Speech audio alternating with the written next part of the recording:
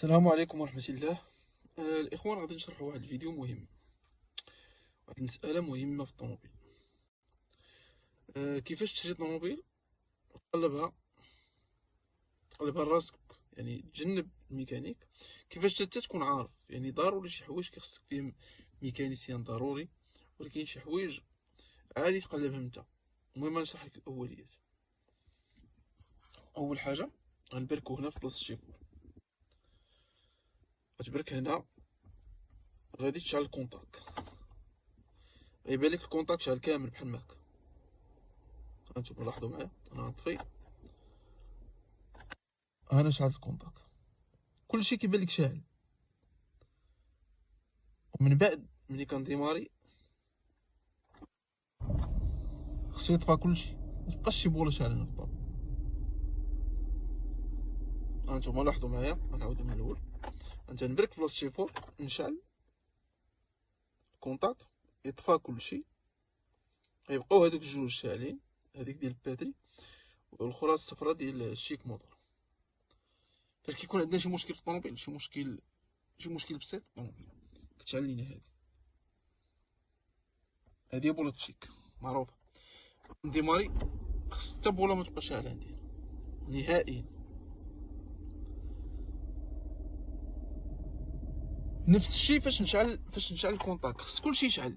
الا ما شعلش كلشي كاين مشكل. كيكونوا بعض الميكانيسيانات الله يسمح لهم، بحال شي بوله هنا مثلا، بولة لابيس، هي بولة لابيس، كيكونوا امينه. هاد بولة الشيك بعض المرات ما كتشعلش ليك لا في الكونتاك لا في الديماراج. هاد بولة الشيك كيكونوا حتى هي امينه، يعني هنا كتعرف انه كاين مشكل كاين شي مشكل تقني في الطوموبيل. بولة ليرباغ خص كلشي يكون شاعل، ومن بعد كلشي يطفى. بولة الزيت هي هادي المعلومه. بولة الزيت ميمكنش نمشيو بها هي شاعله، ميمكنش انت اللي تشعل لك بولة الزيت وانت غادي. هادي من جهه اخرى. شنو غنقلبو؟ ثاني حاجه غنجيو هنا للموتور، غادي نجيو هنا، غادي نحلو هاد البوشون هذا ديماري. هنا غادي نديماريو، ما طلعش لي الدخان بحال هكا. إلا طلع الدخان بحال هكا يحتاج تفسير. خص الطوموبيل يشرح لي بشحال واش الموتور كياكل الزيت، واش الموتور عيان. المهم خصو تفسير. دابا كذلك شوف باش كيطلع الدخان، خصو ما يطلعش الدخان من هنا والقطرات ديال الزيت. هذا الجانب الميكانيكي. كيفاش تقلب الجانب الميكانيكي في الطوموبيل؟ الا بغيتي تشريه غتجي تقلب هنا،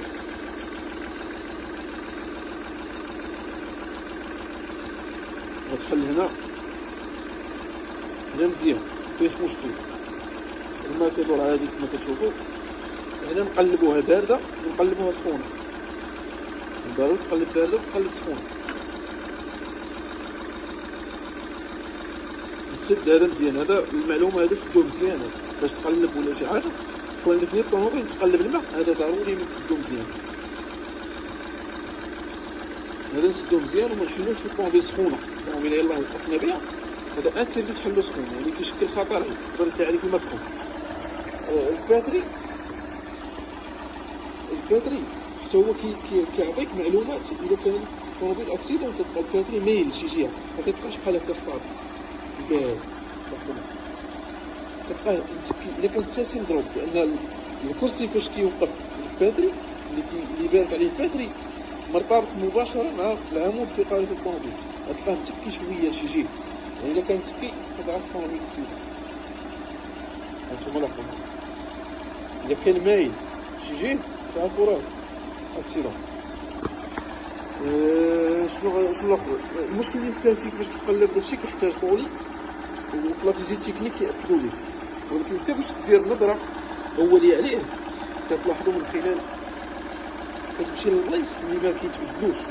بحال هذا مثلا الميزان، هذا الا كانت مزيان مدريت مزيان، هذا راه ممكن يتبدل. تكون طوموبيل اكسيدون نجيبو واحد نركبوه غنلقاو حتى هو نفس السميت، مكاينش دعوجه ديال الاكسيدون.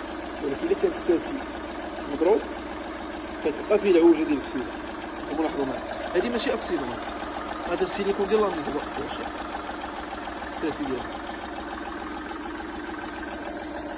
هذا ما كاين اخوان. الا بانت لكم معلومه تقدر تنفع الناس بارطاجيو الفيديو وشاركوه مع صحابكم. وإلا بانت لكم فيه معلومه ما تقدرش تنفع الناس بلا ما تفاعلوش معها نهائيا. حنا كنحاولوا نوصلوا المعلومه، داكشي اللي كنعرف نوصلوها للناس. شي حد بغى يشري طوموبيل، شي حد بغى يبيع طوموبيل، شي حد يعني غير يفهم كيفاش يقلب راسو، يعني كنحاولوا نوصلوا المعلومه لاي انسان، حتى بالخصوص الناس المبتدئين في المجال ديال لا ميكانيك، حتى هما يفهموا بعض الامور اللي كتخص الجانب الميكانيكي.